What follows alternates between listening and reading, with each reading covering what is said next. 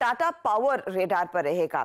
इनके renewable energy की जो इकाई है उसको एक लेटर ऑफ इंटेंट मिला है 966 मेगावाट का round the clock hybrid renewable power project. ये टाटा स्टील के लिए ही खड़ा करने वाले हैं, लेकिन ये इनफैक्ट बड़ा industrial round the clock power project है जिस पर कंपनी काम करती हुई दिखाई देगी। ये सोलर विंड हाइब्रिड कैपेसिटी वाला प्रोजेक्ट है जो कंपनी तैयार करेगी। एथर इंडस्ट्रीज, एक और अपडेट आता हुआ एथर के लिए। कंपनी ने दरअसल सऊदी अरामको के साथ एक टाई अप किया है सस्टेनेबल कन्वर्ज पॉलीऑयल टेक्नोलॉजी के कमर्शियलाइजेशन के लिए। अब कंपनी कहती है इस पर्टिकुलर टेक्नोलॉजी के कमर्शियलाइजेशन के बाद सिग्निफिकेंट रेवेन्यू इनफ्लो आता हुआ दिखाई देगा, तो स्टॉक पर आपकी नजरें होनी चाहिए। जाइडस लाइफ के लिए भी एक अपडेट आया है। यूएस एफडीए की तरफ से इनको अप्रूवल मिला है एसिड रिफ्लक्स और यहाँ पर अल्सर्स की ट्रीटमेंट के लिए दवा इस्तेमाल होती है और उसके लिए दरअसल इनको ये यूएस एफडीए नॉड मिलता हुआ। आईआरबी इंफ्रा और आईआरबी इनविट्स के अपडेट्स आए हैं मे के। इंफ्रा के लिए मे का जो रेवेन्यू है उसमें 20% तक का इजाफा बनता दिखाई दिया है ईयर ऑन ईयर, ये 411 करोड़ पर आया। इनविट्स के रेवेन्यू में अगर आप ध्यान दें करीब 9% तक की ग्रोथ देखने को मिल रही है, ये 87 करोड़ के आसपास आ रहा है आंकड़ा। इंडिया इन्फोलाइन फाइनेंस आज रेडार पर रहेगा। दरअसल आज ये एक एनसीडी के जरिए 1500 करोड़ रुपए रेस करते हुए दिखाई देंगे।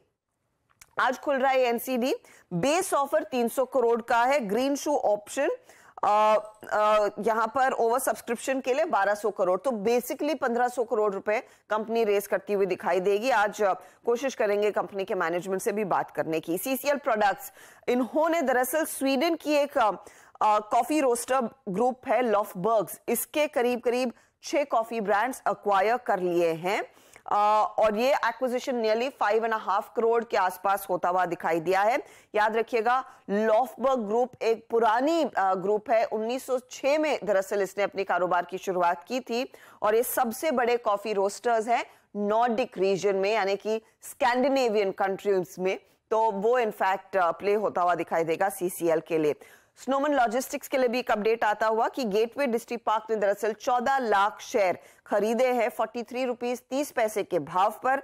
ये in fact gateway district park March and तक 40% स्टेक होल्ड कर रहा था, तो उनकी तरफ से कुछ और खरीदारी आती हुई।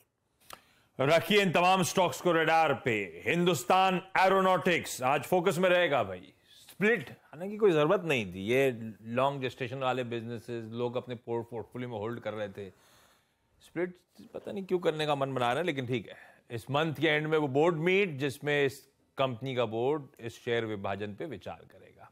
ऑफलेट बहुत अच्छी तेजी इसलिए बन रही है क्योंकि हमारे पीएम मोदी की एक यूएस की विजिट होनी है इसी मंथ के सेकेंड हाफ में, जिसमें कहा जा रहा है कुछ बड़े डिफेंस करार होते हुए नजर आएंगे और उसी सुबुघाट में स्टॉक ने बहुत अच्छे मूव, जी के साथ जेट के इंजन डेवलप करना, याद होगा आपको खबर सीएनबीसी आवाज ने बताई भी हुई है, उससे पहले बहुत अच्छे मूव्स एंजॉय कर रहा है। गाबा सर, चार्ट्स पे एचएएल कैसा प्लेस्ड?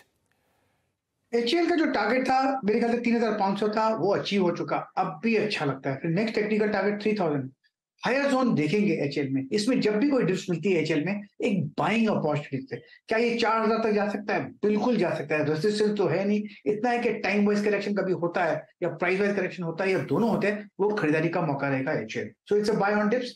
फिलहाल अगर किसी को आज लेना है 3480 का स्टॉप लगाइए, थोड़ा स्ट्रेच है लेकिन अप मूव ऑन है एचएएल।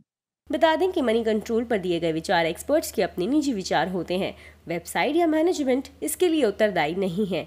यूजर्स को मनी कंट्रोल की सलाह है कि कोई भी निवेश निर्णय लेने से पहले सर्टिफाइड एक्सपर्ट की सलाह लें।